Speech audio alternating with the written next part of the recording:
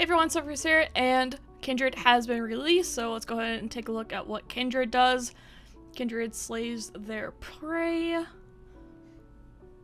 First time you slay a unit each round, something, something, something. Get a little mark with the wolf goes through, that's pretty cool. Liam's Respite, give the weakest ally it can't take damage or die this round. Why would you give it to that? Okay. Death is another beginning. 5 mana. Cool. So it kills it, it revives it again, but it gives Lamb a mark. Or Kindred gives Kindred a mark.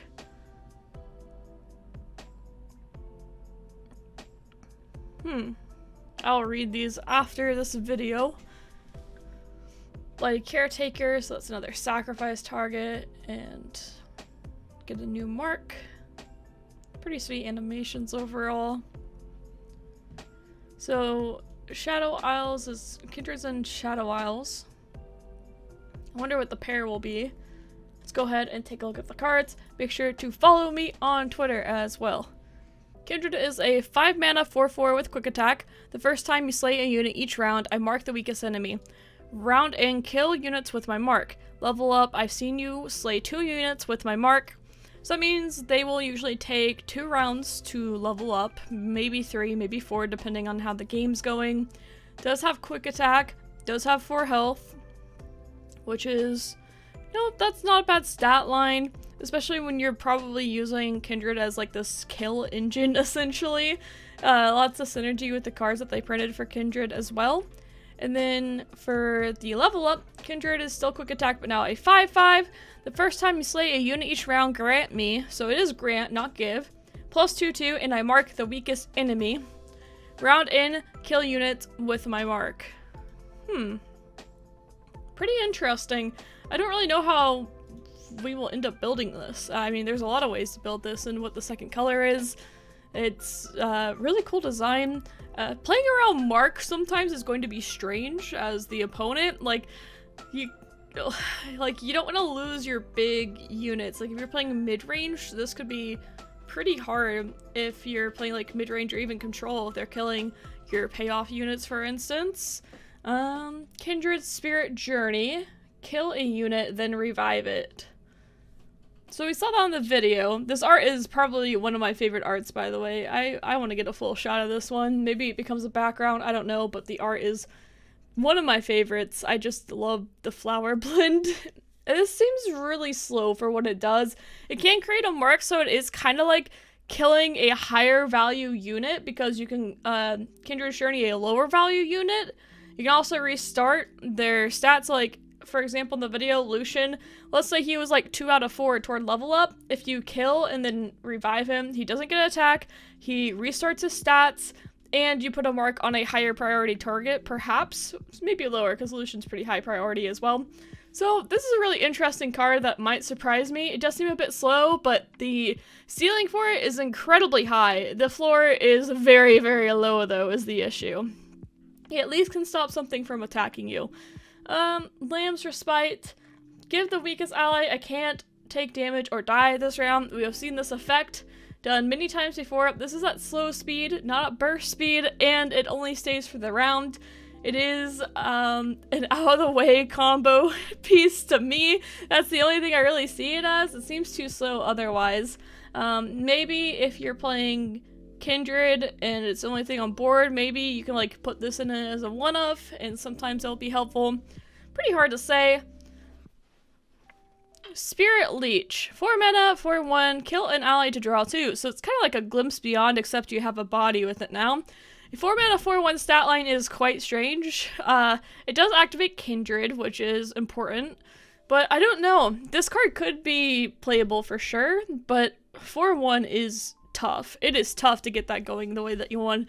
There's so many things like Ice Shard. There's so many deal 1 damage pings and deal 2 damage that was, put into the set. So I don't know if it'll be good enough. It is nice though. It is a play, not a skill. So if you do play this, you're for sure drawing the cards. It's kind of like Chronicler of Ruin, for instance.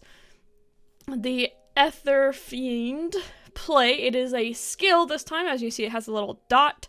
Kill an ally to kill an enemy. 7 mana, 6/4. That's just going to be really slow. You're killing off something else. It doesn't give you, like, I would rather just play Vengeance. They do a very similar thing. Like, yes, this has a body, but Vengeance is fast, and usually you want to be able to kill something when it's coming at you, not just sitting on the board.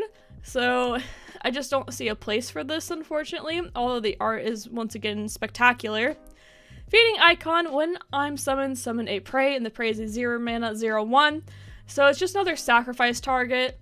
We see these pretty, like, Curse Keeper and such, and some, yeah, 2 mana, 3/1, I don't know. This just, it seems, unless there's like a ton of synergy with the prey, that maybe use it to activate Kindred, it just seems tough when I would rather just run like a Warden's Prey or something that gives me, you know, Hapless Aristocrat, something that gives me a little bit more value would be my thought.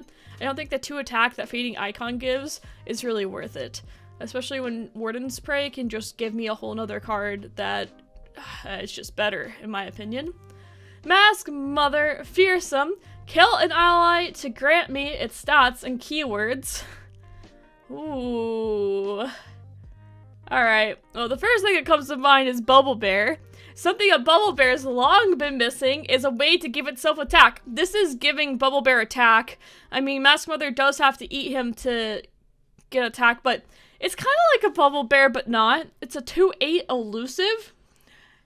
You can play this on turn 4. 2/8 elusive is never dying for the most part. Yeah, I don't know how Hush works against this either. If it goes back to a 2/2 or not.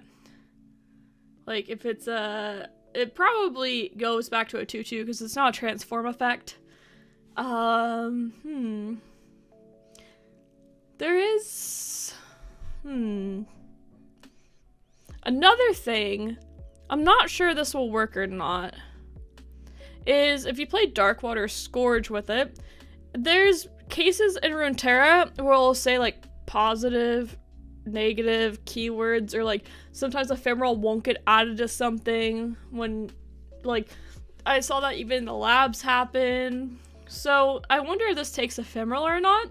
If it doesn't take ephemeral on turn 5, this is a pretty nuts turn where you have a 2 mana 7/7 with lifesteal that now stays. Yeah, that sounds pretty good to me as well. There seems like there's just anything that you want to keep a keyword. This also works well with Curse Keeper. Yes, kill an ally. Yes. So, I mean, a 2 mana 3/3 of fearsome, and you activate your Curse Keeper. Go straight into Curse Keeper decks. I mean, there's a lot of synergy that goes on here. So much synergy that goes on here. This card is really cool. And this is the one that I think got, like, semi-spoiled on Reddit earlier. It's not Kindred, it's the Mask Mother. Unto Dusk. Burst. Draw 1. So you got a 2 mana draw 1 at burst at minimum. Stalking Shadows, though. Well, let me just read the rest of the card because I'm thinking about, like, where the slots are. Nightfall. Activate an ally's Nightfall effect, ignoring any targeted portions. So it won't work with things like Cloven Way, where you're targeting your opponent to stun it. It should work with, it should work with Aphelios. That's gross. So Nightfall Aphelios decks. That goes into those for sure. You're getting a weapon and you're drawing 1. Regular Nightfall decks, though, I don't know if it's good enough. It works with the Doom Speakers. That's about it. That's an interesting card. I feel like Stalking Shadows is going to be the choice most of the time, but I think with the Aphelios, it's gotta be worth it. Song of the Isles Burst, great an ally, lifesteal, fearsome, and ephemeral. It doesn't give any stats. Not giving any stats is really bad. Like, really bad. You need stats. You absolutely need stats if you're giving something ephemeral. So I just don't think this is good enough. The lifesteal, maybe, but Shadow Isles runs such tiny cards overall. You know, they're running tiny cards. So you don't care if your 2/2 gets lifesteal. It's like, whatever. And on top of that, you don't want to give your big cards ephemeral.